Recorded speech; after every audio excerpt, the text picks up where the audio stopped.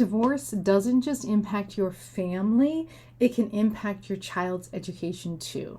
Hi, I'm Claudia Brown Coulter, an IEP coach and mediator, and today I am sharing 3 IEP red flags that divorced parents should not ignore. Red flag number 1, communication gaps between the parent and the school. So one parent is getting all of the school updates and the other is left out. Let's say it's mom.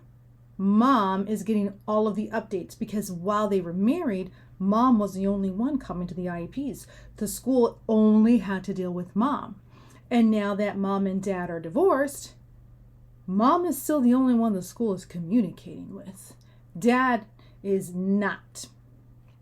The school assumes only one parent is involved because throughout the course of the IEPs at this school, only one parent has been attending. Here's why this matters. In a divorce, both parents, unless otherwise specified, they usually have educational rights. There's nothing in the divorce forms that say educational rights. It says legal custody. If you share joint legal custody with your former spouse, your co-parent, that means your co-parent has ed rights. And schools have to communicate with both of them. Here's what is happening. They don't know. The school doesn't know. Maybe they know you're divorced. Maybe they don't. Maybe it's just easier for them to communicate with mom and leave dad out because they don't know anything else. Let them know. Mom, let them know. Hey, don't forget to include my co-parent. Dad, let them know. Hey, I want to make sure I can attend these IEP meetings as well. Don't assume ill intent. Assume it was a mistake, but correct it. Red flag number 2, there's no clear plan for IEP parent participation. You guys have to have a conversation as co-parents now. Are we in agreement? Do we agree with one another? Forget about what the school says. Do we agree with one another? Who is going to attend the IEP? Are we both going to attend? Or wait, what happens if you agree and I don't agree? Well, you can sign. I'm going to say no. You have to have a plan. Avoiding these conversations is not going to help you. Sometimes we avoid conversations because things are good right now. We don't want to stir the pot. We don't want to deal with them because they're difficult. We don't want to have these conversations and make things worse. You have to have the conversation because if you don't and this happens, then your co-parent's going to come back and be like, hey, WTF, what is going on? So have these uncomfortable conversations now about, well, who is going to attend? Do we sign right then and there? What are we going to do as parents? How are we going to handle this if we disagree, right?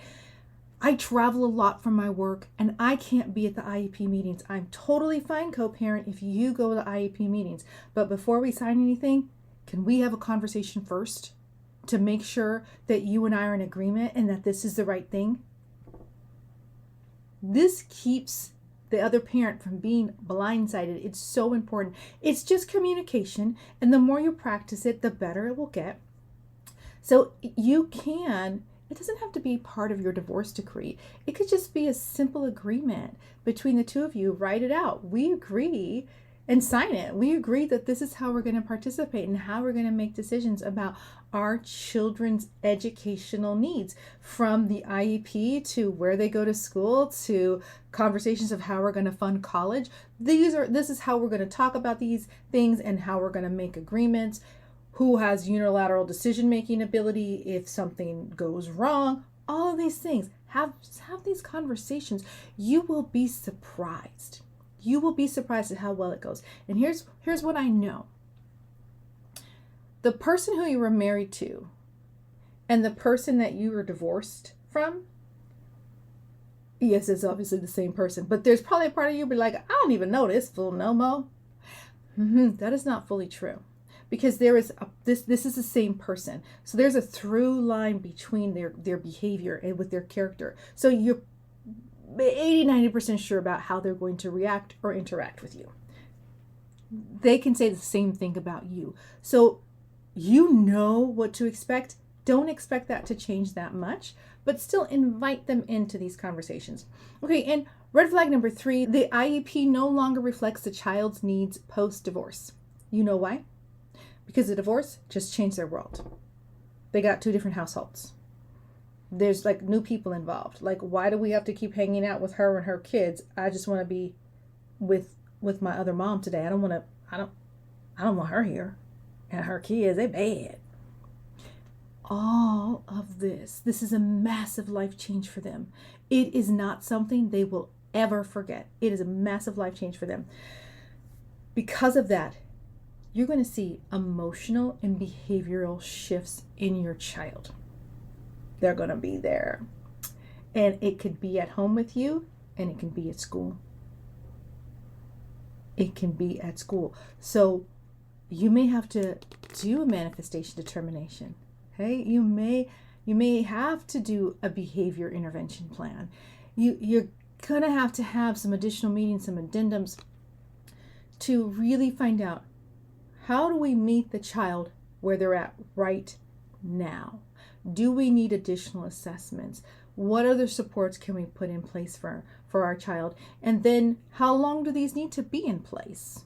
Is there an adjustment period? Can we try it for the school year? An IEP lasts 1 school year. Or can we try it for half the school year? See if they still need that support. These are conversations you need to have. Your child's needs are changing, and every child reacts to divorce and stress differently. So these red flags are easy to miss, especially if you're caught up in the conflict and the drama and the hurt.